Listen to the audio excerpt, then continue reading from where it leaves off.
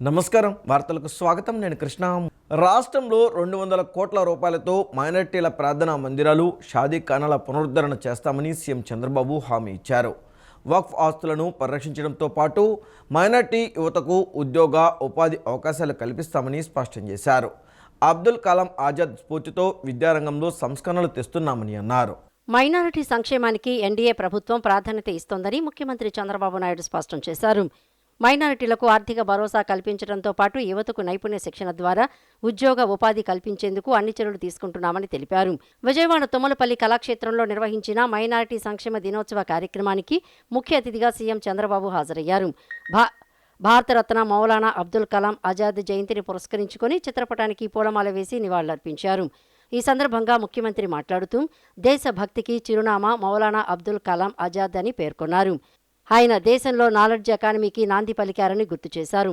దేశ మొదటి విద్యాశాఖ మంత్రిగా ఎన్నో సేవలు అందించారని, 1951లో మొదటి ఐఐటి స్థాపించారని, ఆజాద్ స్ఫూర్తితో విద్యారంగంలో సంస్కరణలు తెస్తున్నామని అన్నారు.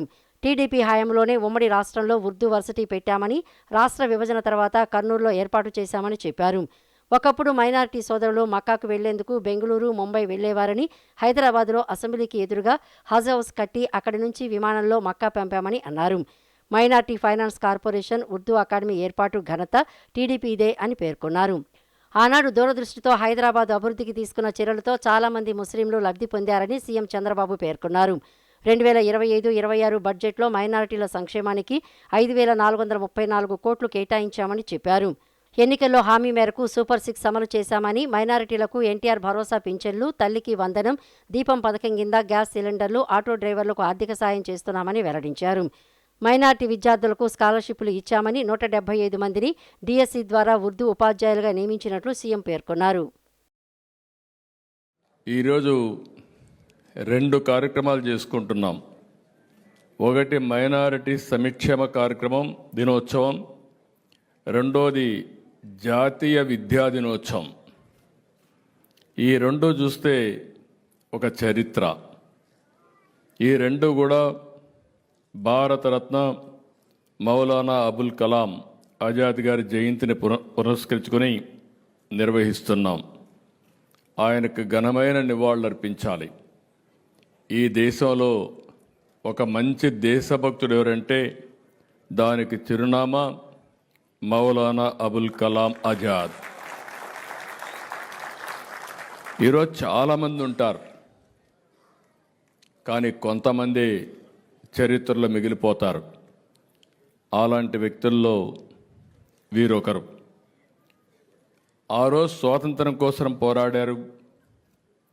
ఆ తర్వాత మీరు చూస్తే దేశంలో ఈరోజు ఒక నాలెడ్జ్ ఎకానమీ వచ్చిందంటే దానికి నాంది పలికిన వ్యక్తి మౌలానా అబుల్ కలాం ఆజాద్ గారు.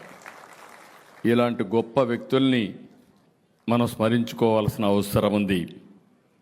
ఈరోజు నేను ఇప్పుడు కాదు, 45 సంవత్సరాలుగా నన్ను చూశారు.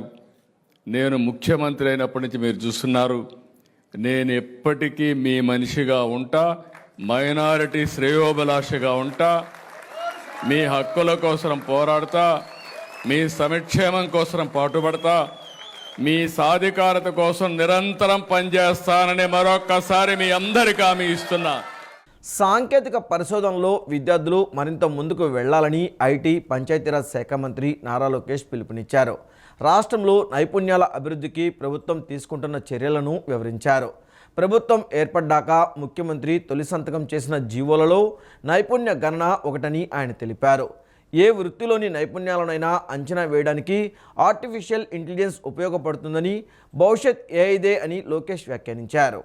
సాంకేతిక పరిశోధనలో విద్యార్థులు మరింత ముందుకు వెళ్లాలని ఐటీ, పంచాయతీరాజ్ శాఖ మంత్రి నారా లోకేష్ పిలుపునిచ్చారు. అమరావతిలోని విఐటి ఏపీ వర్సిటీలో జరిగిన సిఐఐఎస్ఆర్ హయ్యర్ ఎడ్యుకేషన్ కాంక్లేవ్లో మంత్రి లోకేష్ పాల్గొన్నారు. ఈ సందర్భంగా మంత్రి మాట్లాడుతూ రాష్ట్రంలో నైపుణ్యాల అభివృద్ధికి ప్రభుత్వం కట్టుబడి ఉందని తెలిపారు. 16 నెలల క్రితం కూటమి ప్రభుత్వం ఏర్పడిన వెంటనే ముఖ్యమంత్రి చంద్రబాబు మొదటి సంతకం చేసిన జీవోలలో ఒకటి స్కిల్ సెన్సస్ అని తెలిపారు. వివిధ వృత్తుల్లో ఉన్న పౌరుల నైపుణ్యాలను అంచనా వేయటం, ఆపై వారికి ఎలాంటి నైపుణ్య జోక్యాలను అందించాలో నిర్ణయించడమే దీని ముఖ్య లక్ష్యమని వివరించారు. సంప్రదాయ సెన్సెస్ ఫార్మెట్లో మంగళగిరి నియోజకవర్గంలో నైపుణ్య గణనను ప్రయత్నించినప్పటికీ అది విజయవంతం కాలేదని తెలిపారు. ప్రజల లాభదాయకంగా ఉద్యోగాలు చేస్తున్నారా లేదా అనే దానిని అంచనా వేయటంలో అప్పుడు విఫలమయ్యారని మంత్రి పేర్కొన్నారు. ఏసీ మెకానిక్ నుండి 2 వీలర్ మెకానిక్ నుండి ఏఐ ఇంజనీర్ వరకు ఎవరి నైపుణ్యాలైనా ఏఐ ఉపయోగించి అంచనా వేయబడతాయన్నారు. తద్వారా అవసరమైన వారికి శిక్షణ ద్వారా వారి నైపుణ్యాలను అప్గ్రేడ్ చేయడానికి వీలవుతుందని మంత్రి లోకేష్ పేర్కొన్నారు. As all of you are aware, there has been a change in the government in the 16 months back. And the Honorable Chief Minister signed one of his first GO, which was skill census. And the idea was, how do you assess the citizens across various trades? And then what kind of skill intervention we should provide. As leaders have said, Mr. Naidu is a visionary. He always looks ahead of the time. And then he leaves execution to youngsters like me. We tried skill census in its traditional census format in my own constituency, Mangalgiri, and we failed miserably. We were unable to assess across the various trades that today people are gainfully employed. And that is where we have just launched an initiative called Naipunyam. And Naipunyam is not merely a supply-demand aggregator of jobs, but it is a platform to assess skills across any trade available. And that is where AI has really come to help us. So you're an AC mechanic or a 2-wheeler mechanic to an AI engineer, you will be assessed using AI, and we will be able to give you clear skill interventions, including training, so on and so forth, to help you upgrade. Tirumala శ్రీవారి భక్తులకు లడ్డూ ప్రసాదం కేవలం మిఠాయి కాదని అది హిందువుల ఉమ్మడి భావోద్వేగమని వారి విశ్వాసానికి ప్రతీకని డిప్యూటీ సీఎం పవన్ కళ్యాణ్ అన్నారు. తిరుమల పవిత్రతను పునరుద్ధరించడానికి లక్షలాది మంది భక్తుల విశ్వాసాన్ని తిరిగి పొందడానికి టీటీడీ నిరంతరం కృషి చేయాలని కోరారు. తిరుమల శ్రీవారి భక్తులకు లడ్డూ ప్రసాదం కేవలం మిఠాయి కాదని అది హిందువుల ఉమ్మడి భావోద్వేగమని వారి విశ్వాసానికి ప్రతీకని డిప్యూటీ సీఎం పవన్ కళ్యాణ్ అన్నారు. అందరి నమ్మకానికి గాఢమైన భక్తికి ప్రతిబింబం కాబట్టే దాన్ని కుటుంబ సభ్యులు స్నేహితులు అందరికీ పంచుతామని గుర్తు చేశారు. ఈ మేరకు ఆయన ఎక్స్ వేదికగా పోస్ట్ చేశారు. గత ప్రభుత్వంలో టీటీడీ బోర్డు వైఫల్యాలు, అనైతిక చర్యలు తిరుమల పవిత్రతను తీవ్రంగా దెబ్బతీశాయని, భక్తుల హృదయాలను కలిచివేశాయని ఆరోపించారు. నాటి చర్యలు టీటీడీకి ఒక గుణపాఠంగా మిగిలిపోతాయని పేర్కొన్నారు. తిరుమల పవిత్రతను పునరుద్ధరించడానికి లక్షలాది మంది భక్తుల విశ్వాసాన్ని తిరిగి పొందటానికి టీటీడీ నిరంతరం కృషి చేయాలని కోరారు. టీటీడీ బోర్డు, ఆలయ అధికారులు, ఈవో, జేఈఓ నుంచి ఉద్యోగులు, కాంట్రాక్టర్ల వరకు వారి పాత్ర కేవలం పదవికి, హోదాకు పరిమితం కాదని, సనాతన ధర్మాన్ని పాటించే లక్షలాది మంది భక్తులకు సేవ చేయడానికి లభించిన పవిత్ర అవకాశమని వివరించారు. ఇకపై టీటీడీకి సంబంధించిన ఆర్థిక నివేదికలు, నాణ్యత నియంత్రణ, ఆడిట్ల నుంచి ఆస్తి విరాళాల నిర్వహణ వరకు కార్యకలాపాలన్నీ పూర్తి పారదర్శకంగా నిర్వహించాలని, అన్ని వివరాలను బహిరంగంగా అందుబాటులో ఉంచాలని కోరారు. సనాతన ధర్మాన్ని అత్యంత పురాతనమైన, నిరంతరం అభివృద్ధి చెందుతున్న నాగరికతల్లో ఒకటిగా అభివర్ణించారు. అన్ని వర్గాల సమ్మతితో సనాతన ధర్మ పరిరక్షణ బోర్డును ఏర్పాటు చేయాల్సిన సమయం ఆసన్నమైందని పవన్ స్పష్టం చేశారు.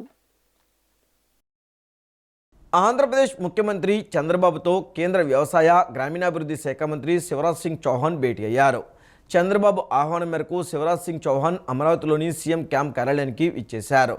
ఈ సందర్భంగా కేంద్ర మంత్రితో సీఎం చంద్రబాబు దాదాపు గంటపాటు సమావేశమయ్యారు. రాష్ట్రంలోని వ్యవసాయ రంగ సమస్యలు, రైతుల సంక్షేమానికి అవసరమైన కేంద్ర ప్రభుత్వ సహకారంపై ఈ సమావేశంలో ప్రధానంగా చర్చించారు. ఆంధ్రప్రదేశ్ ముఖ్యమంత్రి నారా చంద్రబాబు నాయుడు ఆహ్వానం మేరకు కేంద్ర వ్యవసాయం, గ్రామీణాభివృద్ధి శాఖ మంత్రి శివరాజ్ సింగ్ చౌహాన్ అమరావతిలోని క్యాంపు కార్యాలయానికి విచ్చేశారు. ఈ సందర్భంగా సీఎం చంద్రబాబు కేంద్ర మంత్రి శివరాజ్ సింగ్ చౌహాన్తో దాదాపు గంటపాటు కీలక సమావేశం నిర్వహించారు. సమావేశంలో రాష్ట్రంలోని వ్యవసాయ రంగం, మైనర్ ఇరిగేషన్ వంటి ముఖ్యమైన అంశాలపై ఇరువురు చర్చించారు. ఇటీవల రాష్ట్రాన్ని అతలాకుతలం చేసిన మొంతా తుఫాను వల్ల జరిగిన నష్టం వివరాలను ముఖ్యమంత్రి చంద్రబాబు నాయుడు కేంద్ర మంత్రికి పూర్తిగా వివరించారు. ఈ సందర్భంగా మైనర్ ఇరిగేషన్ కింద సాగు చేసే రైతుల సంక్షేమం కోసం కేంద్ర ప్రభుత్వం నుంచి సహకారం అందించాలని సీఎం చంద్రబాబు కోరారు. ముఖ్యంగా పీఎం ఆర్కేవీవై ఎంసీ స్కీమ్ కింద అదనపు నిధులు కేటాయించాలని విజ్ఞప్తి చేశారు.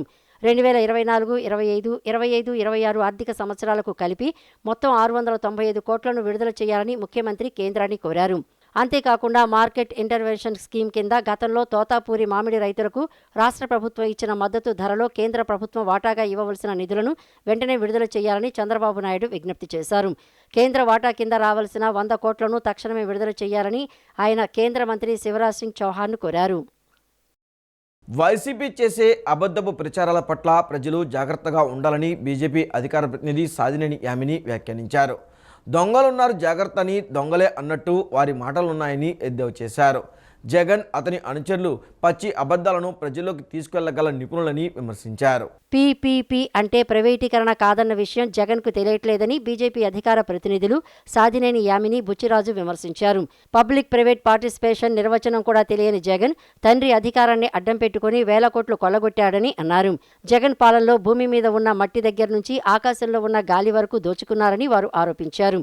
వైసీపీ చేసే అబద్ధపు ప్రచారాల పట్ల ప్రజలు అప్రమత్తంగా ఉండాలని అన్నారు. సీజన్లో మార్పులు వచ్చినట్లు మాజీ సీఎం జగన్కి కొత్త జబ్బు వచ్చిందని, క్రెడిట్ కావాలని తహతహలాడుతున్నారని వారు ఎద్దేవా చేశారు. అన్నీ తానే కట్టానని చెప్పుకుంటున్నాడని అన్నారు. పీపీపీ విధానానికి కేంద్రం 80% గ్రాంట్స్ ఇస్తుందని, పేద ప్రజలకి, పేద విద్యార్థులకు ఎలాంటి అన్యాయం జరగదని, అయితే జగన్ అతని బ్యాచ్ మాత్రం ఫేక్ ప్రచారాలు చేస్తున్నారని వారు విమర్శించారు. మన సహజంగా రైల్వే స్టేషన్లలో, బస్ స్టాండ్లలో లేదా గుడిలో, పెద్ద పెద్ద గుళ్ళ బయట అట్లా చూస్తున్నాం, కొన్ని బోర్డులు ఉంటాయి, దొంగలున్నారు జాగ్రత్త, దొంగలున్నారు జాగ్రత్త అని చెప్పని. అట్లా పరిస్థితి తయారైంది. మన రాష్ట్రంలో కూడా ప్రతిపక్షం కానటువంటి ఒక పక్షమైనటువంటి రాజకీయ పార్టీ వైఎస్ఆర్సీపీ, వైసీపీ వాళ్ళు చేసేటటువంటి అబద్ధపు ప్రచారాలు ఇట్లా రాష్ట్రంలో అంటే ఈ ఇందాక చెప్పినటువంటి బోర్డులను గుర్తు చేస్తున్నాయి అన్నమాట. ఆడేవన్నీ పచ్చి అబద్ధాలు, చెప్పేవన్నీ పచ్చి మోసాలు, చేసేవన్నీ పచ్చి మోసాలు. మళ్ళీ దాన్ని ఎంత కాన్ఫిడెంట్గా ప్రజల్లోకి తీసుకెళ్తారంటే పాపం అమాయక ప్రజలు కూడా ఒకసారి కాకపోతే ఒకసారి నిజమేనేమో అని చెప్పని అనుకునేంత పచ్చి అబద్ధాన్ని కూడా అలా ఓకగా అలాగ ప్రజలకు చెప్పి నమ్మించేటటువంటి మంచి నైపుణ్యం ఉన్నటువంటి వాళ్ళు ఈ వైసీపీ, జగన్మోహన్ రెడ్డి గారు అండ్ ఆయన బ్యాచ్. ఎలాగో ఆంధ్రప్రదేశ్ మంచి హ్యూమన్ స్కిల్స్కి, హ్యూమన్ రిసోర్సెస్కి నెంబర్ 1గా ఉంటుంది. మానవ వనరులు చాలా బాగుంటాయని అంటారు. దురదృష్టం ఏంటంటే ఇటువంటి అబద్ధాల కోరు కూడా, అంటే అందులో బాగా అబద్ధాలు చెప్పడంలో నైపుణ్యం సాధించినటువంటి వాళ్ళు కూడా మన రాష్ట్రంలో ఇలానే తగలబడ్డారు. ఆరోగ్య శాఖ మంత్రి సత్యకుమార్ని టార్గెట్ చేసుకుని వైఎస్ఆర్సీపీ దుష్ప్రచారాలు చేస్తుందో అవన్నీ అభూత కల్పనలని ఇప్పుడే మేడం గారు మీ అందరికీ చెప్పారు. ఇందుకు 20 రోజుల ముందు మేమందరం కూడా అధికార ప్రతినిధులం వైఎస్ఆర్సీపీ ఏదైతే మెడికల్ కాలేజీలని మేము ప్రారంభించామని చెప్తుందో ఆ కాలేజీలు అన్నిటికీ మేమందరం వ్యక్తిగతంగా వెళ్ళడం జరిగింది. నేను కూడా మచిలీపట్నం కాలేజీకి వెళ్ళి ఆ డీన్తోనూ అక్కడ ఉన్న సూపరింటెండెంట్తో వాళ్ళతో మాట్లాడడం జరిగింది. వైఎస్ఆర్సీపీ యొక్క జగన్మోహన్ రెడ్డి ప్రభుత్వం యొక్క లక్ష్యం మూలంగా మచిలీపట్నం మెడికల్ కాలేజీ హాస్పిటల్ ఒక 4 సంవత్సరాలు వెనక నడుస్తుంది.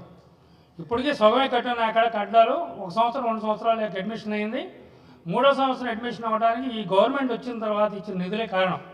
మ్యాచింగ్ గ్రాంట్ ఇవ్వాల్సిన రాష్ట్ర ప్రభుత్వం మ్యాచింగ్ గ్రాంట్ ఇవ్వకపోవడం మూలంగా మచిలీపట్నం ఆసుపత్రి మెడికల్ కాలేజీ కానీ 3.5-4 సంవత్సరాలు బ్యాక్లో నడుస్తుంది. ఎప్పుడూ అయిపోయి 5 బ్యాచ్లు అవ్వాల్సిన కాలేజీ. కల్తీ నెయ్యి కుంభకోణంలో వైవి సుబ్బారెడ్డి ద్వారా జగన్ 250 కోట్లు కొట్టేశారని ఎమ్మెల్సీ పంచుమర్తి అనురాధ ఆరోపించారు. జగన్పై 31 క్రిమినల్ కేసులు ఉన్నాయని, 16 నెలలు జైలు శిక్ష అనుభవించి 16 ఏళ్లుగా బెయిల్పై తిరుగుతున్నారని విమర్శించారు. ప్రపంచవ్యాప్తంగా ఉన్న హిందువుల నమ్మకంపై వైసీపీ ప్రభుత్వం కక్ష సాధింపు ధోరణి ప్రదర్శించిందని ఆరోపించారు. వెంకటేశ్వర స్వామిపై ఏమాత్రం నమ్మకం లేని వైవి సుబ్బారెడ్డి, కరుణాకర్ రెడ్డి తదితరులను టీటీడీ చైర్మన్లుగా నియమించి తిరుమలను అపవిత్రం చేశారన్నారు. శాండ్ మాఫియానే కాదు, లిక్కర్ మాఫియానే కాదు, అక్రమ మైనింగే కాదు, అత్యాచారాలే కాదు, గంజాయే కాదు, ఇలాగ అనేక అక్రమ సంపాదన గడిస్తూ చివరికి దేవాలయాల్ని కూడా వదిలిపెట్టకుండా దేవాలయాల నుంచి కూడా అక్రమ సంపాదన ఎలా చెయ్యాలో తన సొంత మనుషులకి నేర్పిన హీన చరిత్ర ఈ జగన్మోహన్ రెడ్డిది. అందులో భాగంగా తిరుపతి దేవస్థానాన్ని కూడా వీళ్ళు వదిలిపెట్టలేదు. రాజశేఖర్ రెడ్డి హయాంలో 7 కొండల్ని 2 కొండలు చేస్తా, అది చేస్తా, ఇది చేస్తా అని పైలోకాలకి ఎలా వెళ్ళిపోయాడో ప్రజలందరికీ కూడా తెలుసు. ఆనాడు వాళ్ళ నాన్న కూడా కరుణాకర్ రెడ్డి అనే నాస్తికుణ్ణి మరి తెలుగుదేశం తిరుమల దేవస్థానం చైర్మన్గా నియమించడం జరిగింది. అదే బాటలో ఈ జగన్మోహన్ రెడ్డి కూడా కక్ష గట్టినట్టుగా తిరుమల తిరుపతి దేవస్థానాన్ని ఏదో రకంగా ఒక మకిలి సృష్టించాలి, హిందూ మనోభావాల్ని దెబ్బతీయాలి, ప్రపంచవ్యాప్తంగా ఉన్న భక్తుల నమ్మకాన్ని మనం తీసి పక్కన పెట్టాలి, ఏ రకంగా చేయాలి అని చెప్పి ఒక కక్ష సాధింపుగా తిరుమల తిరుపతి దేవస్థానం మీద కూడా కక్ష కట్టారు. దానికి కూడా ఆధారాలు ఉన్నాయి. కలియుగ వెంకన్న స్వామి ఆలయాన్ని రాజకీయాలకు వేదికగా వాడుకుంటున్న కూటమి ప్రభుత్వానికి తప్పనిసరిగా దేవుడే బుద్ధి చెప్పే రోజులు దగ్గరగా ఉన్నాయని వైసీపీ నేత పోతిన మహేష్ హెచ్చరించారు. వన్ టౌన్ కోమల విలాస్ సెంటర్లోని తమ కార్యాలయంలో ఏర్పాటు చేసిన విలేకరుల సమావేశంలో ఆయన మాట్లాడుతూ తిరుమల లడ్డూను రాజకీయ ప్రచార అస్త్రంగా ఎందుకు వాడుకుంటున్నారో కూటమి ప్రభుత్వం సమాధానం చెప్పాలని ఆయన డిమాండ్ చేశారు. లడ్డూలో కల్తీ జరిగిందా లేదా, దీనిపై ఏమైనా పరీక్షలు చేశారా, సిట్ కానీ విచారణ సంస్థలు కానీ నివేదిక ఇచ్చాయని ప్రశ్నించారు. ఈ కల్తీ ఆరోపణలపై ముందుగా చంద్రబాబు నాయుడు, పవన్ కళ్యాణ్ సమాధానం చెప్పాలని పోతిన మహేష్ డిమాండ్ చేశారు. జరగని కల్తీని జరిగినట్లుగా ప్రచారం చేసి ఆలయ ప్రతిష్టలను చంద్రబాబు దిగజారుస్తున్నారని ఆరోపించారు. దేవుణ్ణి రాజకీయాలకు దూరంగా ఉంచమని సుప్రీంకోర్టు చెప్పినా కూటమి నేతలు వైఎస్ఆర్సీపీ జగన్మోహన్ రెడ్డిపై విషం చిమ్మడానికి తిరుమలను ప్రచార అస్త్రంగా ఉపయోగించుకుంటున్నారని విమర్శించారు. కలియుగ వెంకన్న స్వామిని రాజకీయాలకి వేదికగా వాడుకుంటున్నటువంటి కూటమి ప్రభుత్వానికి తప్పనిసరిగా దేవుడే బుద్ధి చెప్పే రోజులు దగ్గరగా ఉన్నాయి. తిరుమల లడ్డూని ఎందుకు రాజకీయ ప్రచారాస్త్రంగా వినియోగించుకుంటా ఉన్నారో కూటమి ప్రభుత్వం సమాధానం చెప్పాలి. అసలు లడ్డూలో కల్తీ జరిగిందా? లడ్డూని మీరు ఏమైనా పరీక్ష చేశారా? లడ్డూలో కల్తీ జరిగిందని మీకేమైనా రిపోర్ట్స్ వచ్చాయా? దీని మీద ఇంతవరకు ఏ సిట్ అయినా లేకపోతే వేరే ఎవరైనా విచారణ అయినా చేసి మీకు నివేదిక ఇచ్చారా? దీని మీద ముందు చంద్రబాబు నాయుడు గారు, పవన్ కళ్యాణ్ గారు సమాధానం చెప్పాలి. లడ్డూలో కల్తీ జరిగిందా లేదా? దీనికి సమాధానం చెప్పండి. ముందు జరగనటువంటి కల్తీకి ఎక్కడా కూడా నాణ్యత ప్రమాణాలు తగ్గకుండా జరిగినటువంటి లడ్డు తయారీలో కావాలని సంబంధం లేకుండా కల్తీ జరిగిందని ఇష్టానుసారం ప్రచారం చేసి కలియుగ వెంకన్న స్వామి ఆలయ ప్రతిష్టని చంద్రబాబు నాయుడు గారు దిగజారుస్తూ రాజకీయ ప్రచారికి వేదికగా వాడుకుంటా ఉన్నారు. అంగన్వాడీ కేంద్రం నిర్వాహకుల నిర్లక్ష్యం కారణంగా బాలుడు చెరువులో పడిన సంఘటన పెనమలూరు మండలం కానూరు సిద్దిక్ నగర్లో చోటు చేసుకుంది. అంగన్వాడీకి వెళ్లిన బాలుడు బయటకు వచ్చినట్లు టీచర్ హెల్పర్ గమనించలేదు. ఈ క్రమంలో సమీపంలో ఉన్న చెరువులో పడిపోయాడు. స్థానికులు గమనించి బాలుడిని బయటకు తీశారు.